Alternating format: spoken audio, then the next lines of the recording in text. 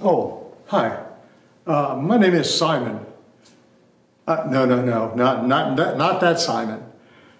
You're thinking Simon Peter.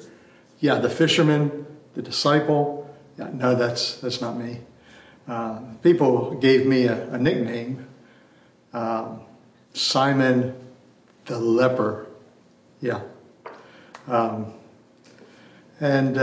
Because of that, I'm kind of an expert on social distancing. When I was a leper, when I had the leprosy, would walk down the street, people saw me, they would take off in the opposite direction. And even if they didn't see me, I would have to yell out, "Unclean! Unclean!" And they would run away. I had no contact whatsoever with people. Couldn't talk to me. Couldn't touch me at all. And I missed that a lot, that contact with people. You know, there would be days when I would go out, the outside of town, sit on a rock and just cry. Because I was so lonely. I had nobody. Then one day I was hearing some chatter from the people. You know, it's amazing what you can hear when you really put your mind to it. They were talking about a man named Jesus. Yeah, a miracle worker. And he was coming to our village. Well, I determined that I needed to see this man and ask him if he could cure me. Well, I saw him down in the distance. He was walking towards me. And I saw him and I started to run after him. The people, they backed up just as far away as they could. But Jesus, he stood right there. He didn't move. I came up and I knelt down in front of him. I looked up in his eyes and I said, "Please, Lord, heal me." And you know what he did? He reached his hands down and touched my head. The first contact with someone that I've had in years. Oh, it felt so good not to be alone. And then he said, "You are healed." I looked down at my hands and they were clean. I pulled my sleeve up. There was no leprosy there whatsoever. I was healed. I thought, oh, this is great.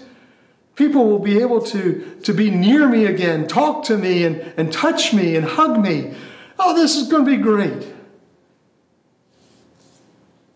That's when I got the nickname Simon the leper. Even then, people were a little skittish about being around me. I still felt that I was in this social distancing thing. I felt alone. But one day Jesus came back to our village. And he must have seen what was going on, because he came to me and he said, "Simon, let's go to your house and have dinner." Dinner? In my house with me? I couldn't believe it. But we did. We went to my house. Him and all of his disciples came in. They reclined at my table. They ate my food. We sat there and talked. And he listened. And I talked. And he talked. Oh, it was wonderful. I did not feel alone again. It was great. After that, I think the people saw what was going on. And they accepted me again. And my social distancing at that point just completely stopped, because Jesus came into my life. You know, with your social distancing, you may feel a little lonely. There may be times when you're all alone and it hurts. But Jesus is there. Jesus wants to be near you. He wants to talk with you and converse with you and be with you. And not only do you have Jesus, but you also have his body, the church.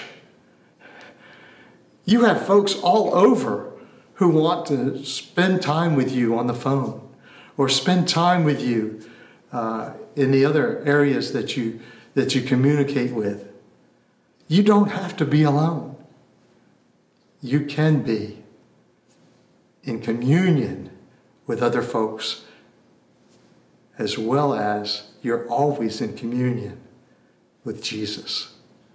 I found that out, and I am so glad I did, because I always have Jesus now. If no one else, I don't have to be alone because I have him. You go and practice your communion with Jesus and his body.